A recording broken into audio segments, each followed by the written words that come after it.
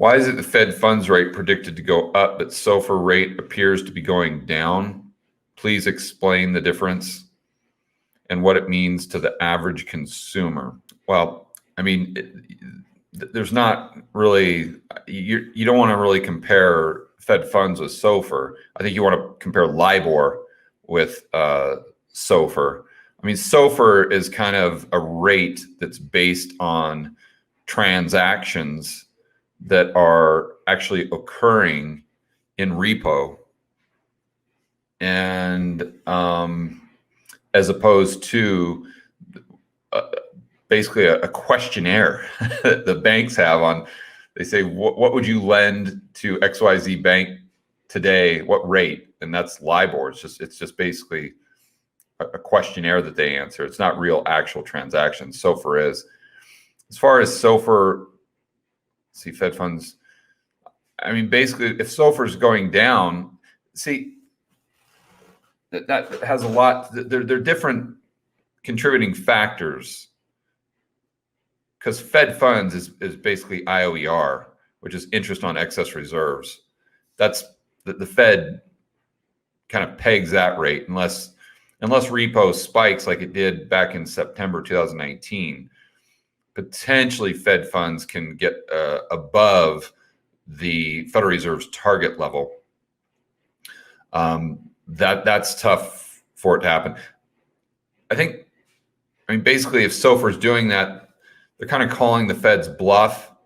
The reason why there's talk of Fed increasing IOER, two reasons. Number one, to keep the long end of the curve down, but I highly doubt they're going to do that.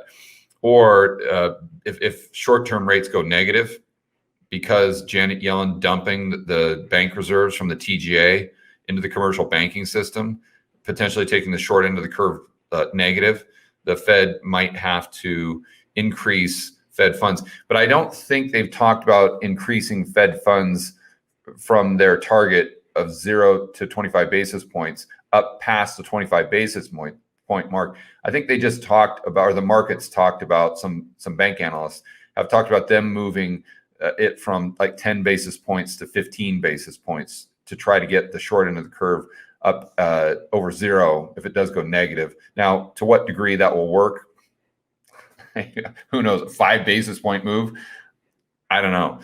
As far as them just throwing in the towel and saying, okay, we need to go above 25 basis points, that would be pretty surprising, but who knows? Maybe they'll have to. But the bottom line is, I don't know that SOFR is going down because Fed funds is predicted to go up. I think those are two separate things that are happening. But if SOFR is going down, that could be because there's so much pressure on the short end of the yield curve as far as rates. That could bring SOFR down. Another thing you have to remember is that SOFR is a weird interest rate, because on the surface it seems like that should be a good idea because it's based on actual transactions. But in reality, it's kind of misleading, because as is the repo rate, because it's one rate that's an average total of, like, let's say 1,000 transactions that range anywhere between, I mean, they can range wildly between, let's say, 5% and even negative 10 basis points in one day. But it might average out to like 15 basis points. So repo for that day is 15 basis points. But what you don't see, it's like looking at a golf score, and par is 72, and someone comes in and they shot a 72, but what you don't realize is they had an eagle, double bogeys, birdies, triple bogey. They didn't have 18 straight pars, and the repo rate's the same. So, they're saying, yeah, SOFR is great because it's based on repo transactions. Well, yeah, but average, I mean, they could be all over the place. So anyway, I don't want to get off on a tangent, but I think we've gone far enough down that rabbit hole. Good question.